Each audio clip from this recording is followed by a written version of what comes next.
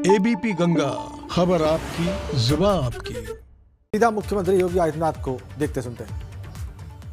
मैं सबसे पहले अपने इन सभी माननीय सदस्यों को उत्तर प्रदेश विधानमंडल के इस अपर हाउस में सफलतापूर्वक अपने कार्यकाल के लिए हृदय से बधाई देता हूं। उनके प्रति अपनी शुभकामनाएं व्यक्त करता हूं। उनके स्वस्थ, सुखद और दीर्घ जीवन की कामना भी करता हूं।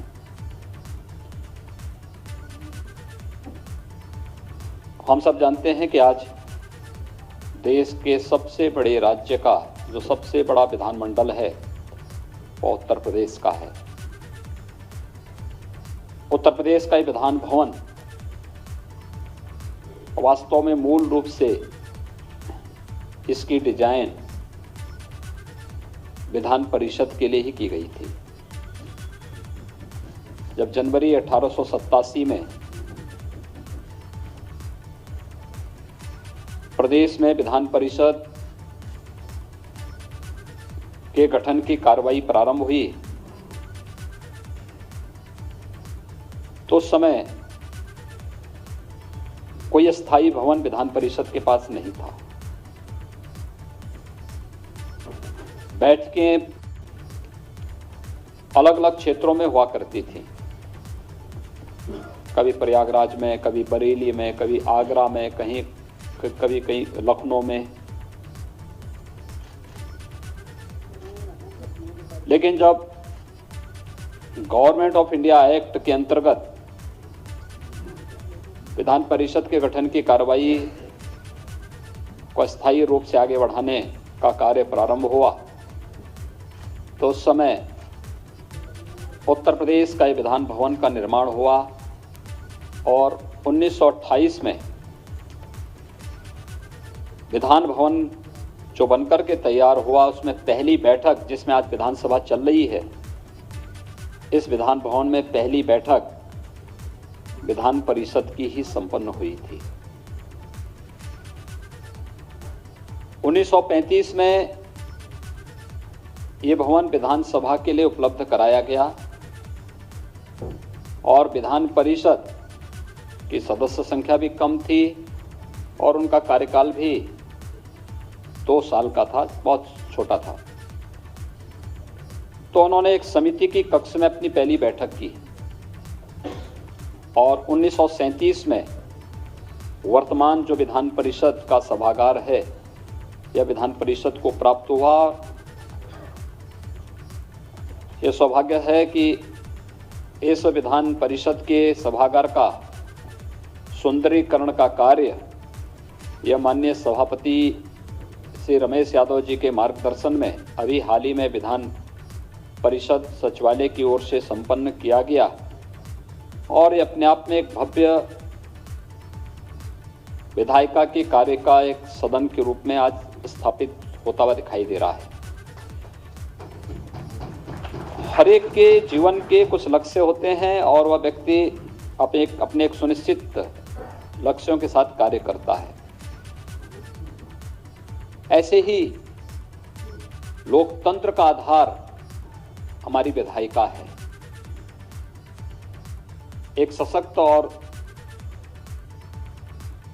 समर्थ विधायिका लोकतंत्र की जड़ों को उतना ही शक्तिशाली भी बनाती है।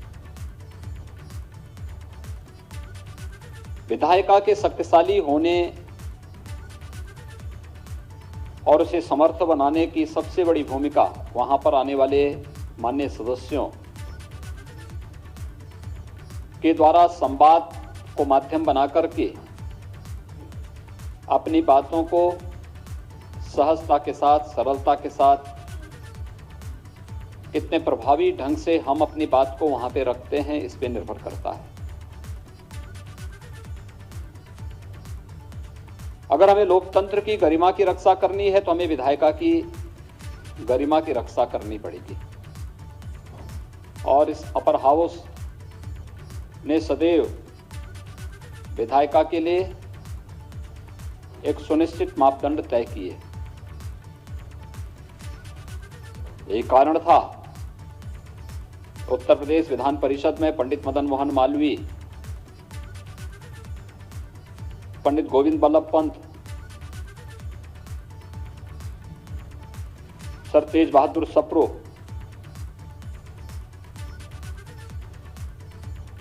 महान जो साहित्यकार और कवित्री थे महादेवी वर्मा जैसी विभूतियों ने इस सदन को सुशोभित किया और इस सदन के माध्यम से उन्होंने देश के सामने उत्तर प्रदेश की विधायिका, विधानमंडल और विधान परिषद की गरिमा को एक नई ऊंचाइयां भी दी। ये स्वाभाविक रूप से है, व्यक्ति आया है अपना कार्यकाल सुनिश्चित करने के बाद फिर वो आएगा, फिर जाएगा का एक क्रम तो हमेशा लगा हुआ है। लेकिन जो समय हमें मिलता है कार्य करने का, उसमें हम अपने पदीय दायित्वों का निर्वहन किस ईमानदारी के साथ, किस निष्ठा के साथ कर रहे हैं, उसका मैसेज समाज के बीच में क्या है, इस पर निर्भर करता है। और मुझे लगता है कि वही क्षण आपके कार्यकाल को स्मरणीय भी बना देते हैं। विधान परिषद अपनी पूरी गरिमा और गौरव के साथ देश के सबसे बड़े विधानमंडल के कार्यक्रम को आगे बढ़ाने का कार्य कर रहा है और मुझे विश्वास है कि हमारे विधान परिषद की ये प्रक्रिया विधायिका को मजबूती से आगे बढ़ाने में निरंतर अपना योगदान देती रहेगी। आज के इस अवसर पर मैं माननीय सभापति महोदय, जो अपनी सहजता, अपनी सरलता और सहृदयता के कारण जिन्होंने इस अपर हाउस की गरिमा को सम विषम परिस्थितियों में बनाए रखने में योगदान दिया, आज उनका जो कार्यकाल था उस कार्यकाल की निवृत्ति, जो पदावधि की निवृत्ति है, वह नजदीक है। आज उनके सम्मान के लिए समारोह यहाँ पर हुआ है। मैं इस अवसर पर उनका हृदय से अभिनंदन करता हूँ।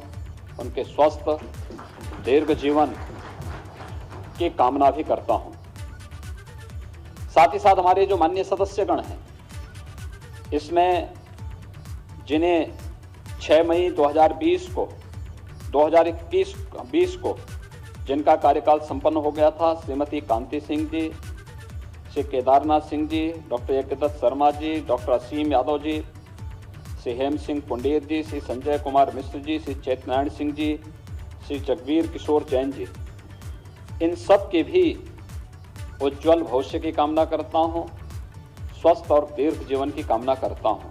इन सब ने विधायिका को मजबूत बनाने में अपना योगदान दिया, विधान परिषद की चर्चा परिचर्चा में भाग लिया और जनहित से जुड़े हुए, प्रदेश के हित से जुड़े हुए मुद्दों को प्रखरता के साथ सदन के मंचों पर रख करके एक नई दिशा इस सदन के माध्यम से समाज को देने का कार्य भी किया है। मैं इन सब का भी हृदय से अभिनंदन करता हूं, इन सब के प्रति अपनी शुभकामनाएं देता हूं। 30 जनवरी को जिन माननीय सदस्यों पदावधि के अवसान के उपरांत निवृत्ति का कार्यक्रम संपन्न होना है, इसमें मुख्य रूप से श्री आशु मलिक जी हैं, श्री रामजतन राजभर जी हैं, चौधरी वीरेंद्र सिंह जी हैं, श्री साहिब सिंह सैनी जी हैं, श्री धर्मवीर सिंह अशोक जी हैं, श्री प्रदीप कुमार जाटो जी हैं। मैं इन सब सदस्यों के सदन में किए गए योगदान के लिए सराहना करता हूं। इन सब का भी हृदय से अभिनंदन करता हूं और इनके सुखद और एक स्वस्थ जीवन की कामना करते हुए इन सब के लिए भी मैं अपनी बधाई और शुभकामनाएं देता हूं। हम जब अपने सभी माननीय सदस्यों का अभिनंदन का कार्यक्रम संपन्न कर रहे हैं, हमारे परिषद के वरिष्ठतम सदस्य रहे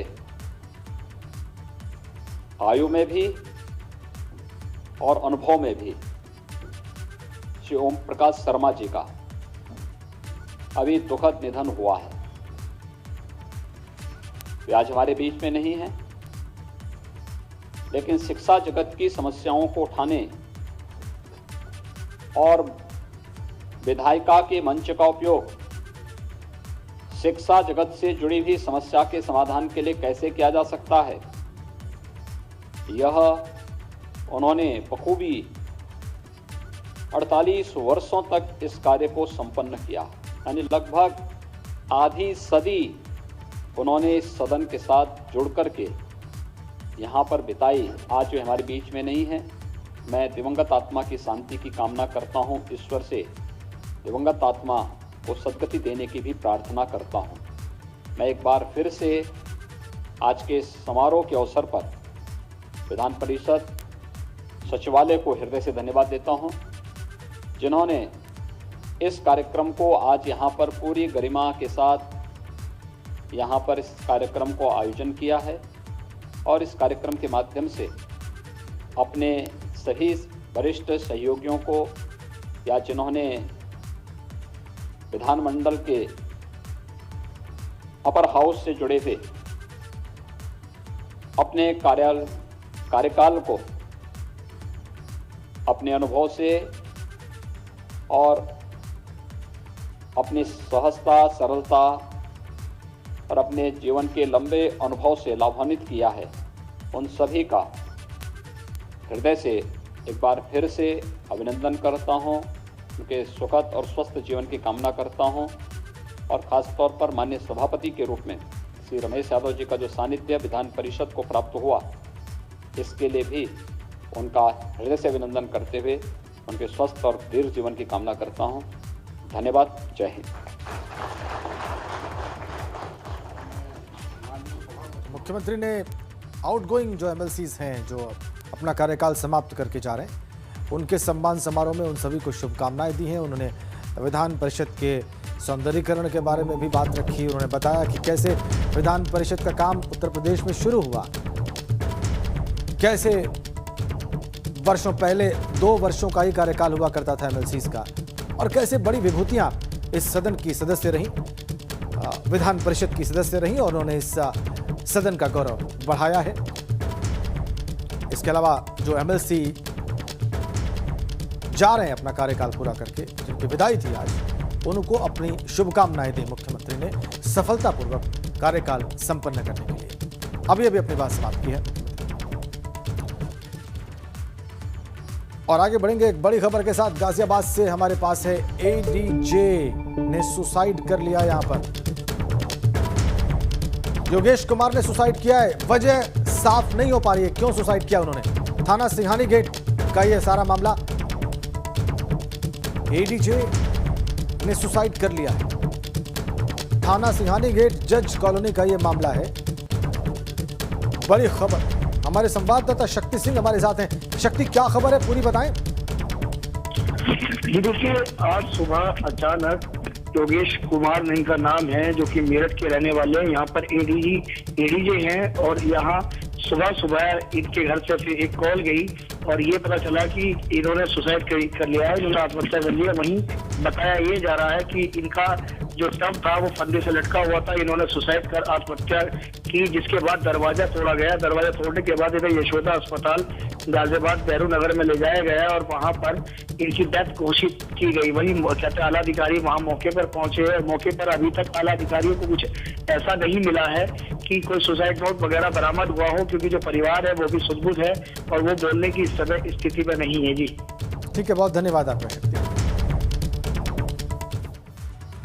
अगली बड़ी खबर लखनऊ गैंगवार में मारे गए अजीत हत्याकांड मामले से जुड़ी है। लखनऊ पुलिस को मुख्य आरोपियों की पुलिस कस्टडी रिमांड मिल गई है। विभूति खंड पुलिस को लखनऊ सीजीएम कोर्ट से पीसीआर मिली। आजमगढ़ जेल में बंद गुंटू सिंह की 4 दिन की रिमांड मिली है लखनऊ पुलिस को। बरेली जेल में बंद अखंड की 3 दिन की पुलिस कस्टडी रिमांड मिली है लखनऊ पुलिस को। और पुलिस टीम लखनऊ से बरेली और आजमगढ़ जिलों के लिए रवाना हो चुकी है।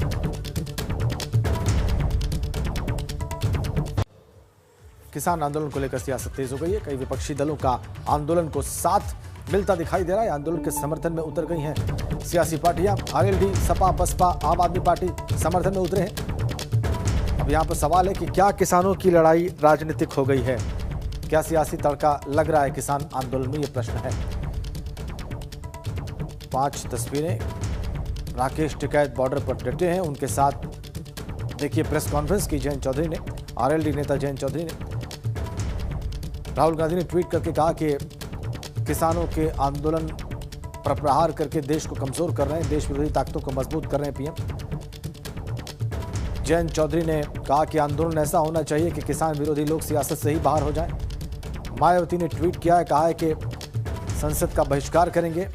किसान कृषि कानूनों पर जो सरकार का रवैया है वो बिल्कुल उनकी समझ से बाहर है। अखिलेश यादव ने टिकैत से फोन पर बात की, उनके स्वास्थ्य का हालचाल लिया और अपने दल का समर्थन किसान आंदोलन के साथ बताया।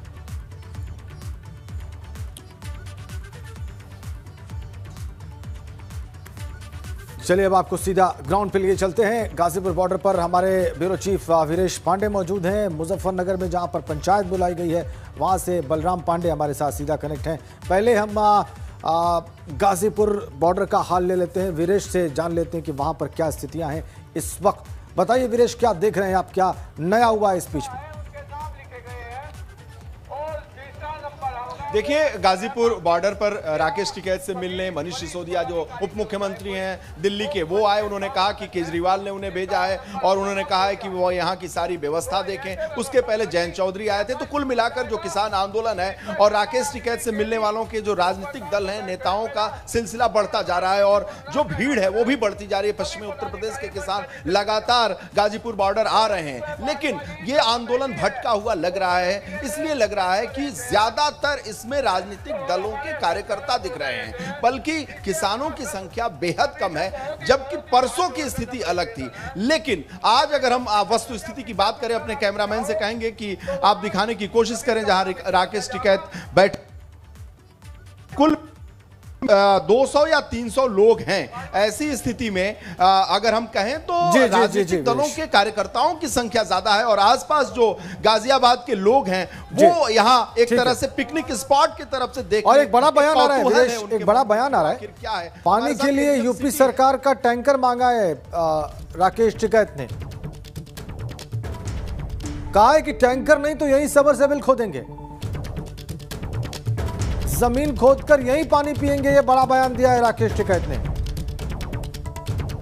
इस जिद पर अड़े हैं राकेश टिकैत। उन्होंने कहा है कि टैंकर उत्तर प्रदेश सरकार दे उन्हें पानी के, नहीं तो सबमर्सिबल यही बनाएंगे, जमीन खोदकर यहीं से पानी निकाल कर पिएंगे। ये राकेश टिकैत का बयान। वीरेश पांडे हमारे साथ लगातार हैं। वीरेश, ये बयान कब दिया है और इसके मायने क्या ये समझे जाए कि राकेश टिकैत के जो तेवर हैं वो कल शाम से अभी तक बहुत ज्यादा सख्त हो गए हैं?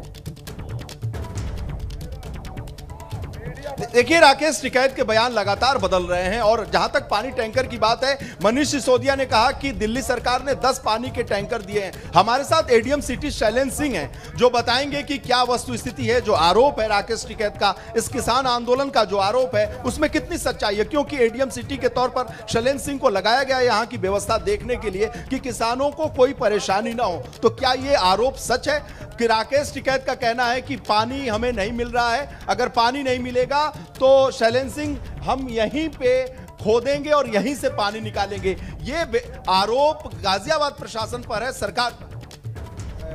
मैं आपके चैनल के माध्यम से बताना चाह रहा हूं कि स्वयं किसान नेताओं द्वारा ही यहाँ पे ये बात बताई गई थी और हम आपको बहुत सारे एविडेंस भी उपलब्ध करा देंगे कि गाजियाबाद प्रशासन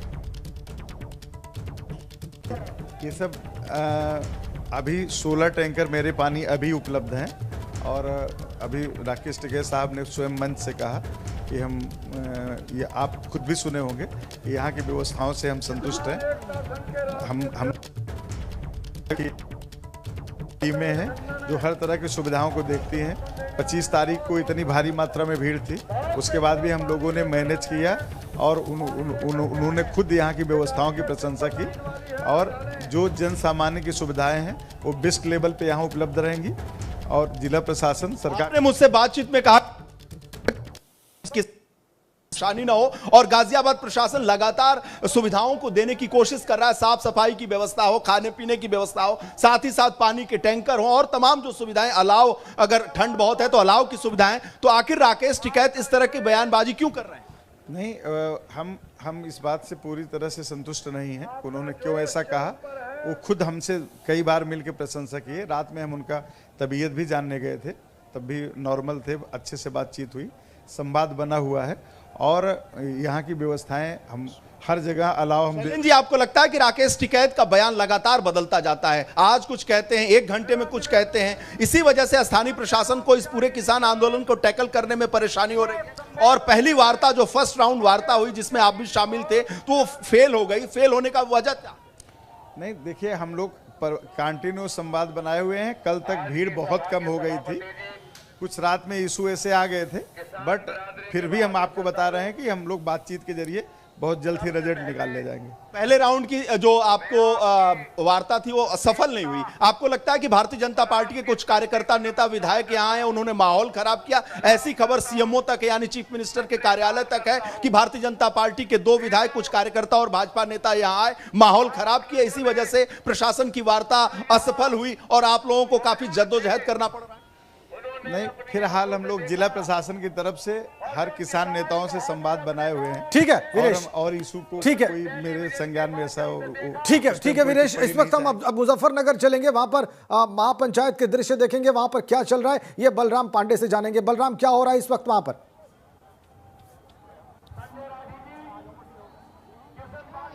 बिल्कुल राजेंद्र, जिस तरीके से यहां पर महापंचायत बुलाई गई थी उसमें किसान अब जुड़ना शुरू हो गए हैं और आपको तस्वीरों के माध्यम से दिखाने की कोशिश करेंगे कि किस तरीके से यहां पर हजारों की संख्या में जो किसान हैं वो इकट्ठा हो गए हैं। लेकिन अभी भी लगातार जीआईसी ग्राउंड में किसानों के आने का जो सिलसिला है वो लगातार जारी है और ग्राउंड के बाहर हम आपको दिखाने की कोशिश करेंगे कि किस तरीके से जो ट्रैक्टर ट्रॉली की कतार है वो लगभग 1 किलोमीटर लंबी लगी हुई है और लगातार जो किसान हैं वो जीआईसी ग्राउंड में पहुंच रहे हैं और जो गेट है जिसके जरिए किसान जीआईसी ग्राउंड में दाखिल हो रहे हैं वहां पर आप देख सकते हैं कि जो ट्रैक्टर ट्रॉली है वो लगातार जीआईसी ग्राउंड के अंदर पहुंचती हुई दिख रही है और यही वजह है कि दोनों।